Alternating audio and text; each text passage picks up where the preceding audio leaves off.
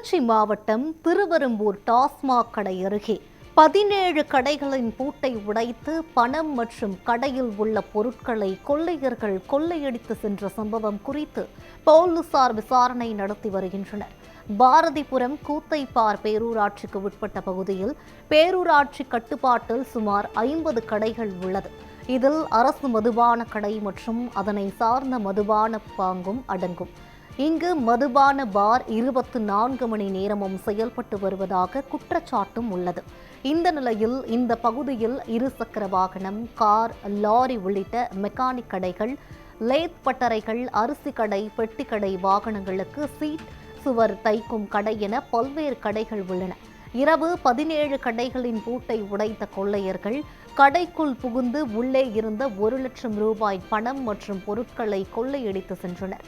இந்த சம்பவம் பற்றி திருவெரும்பூர் போலீசாருக்கு தகவல் கிடைத்ததும் இன்ஸ்பெக்டர் செந்தில்குமார் தலைமையிலான போலீசார் சம்பவ இடத்திற்கு விரைந்து வந்து பொருட்கள் கொள்ளையடிக்கப்பட்ட கடைகளை பார்வையிட்டதோடு கடை உரிமையாளர்களிடம் புகார் பெற்று வருகிறார்.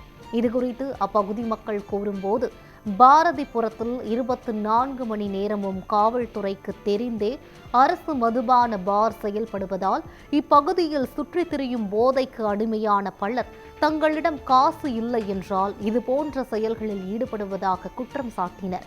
மேலும் அரசு மதுபான கடை, பாரும் அதனை கட்டிப்படுத்த வேண்டிய போலீசாரும் கண்டு கொள்ளாமல் இருப்பதை இதுபோன்ற கொள்ளை சம்பவங்களுக்கு காரணம் என தெரிவித்துள்ளனர்.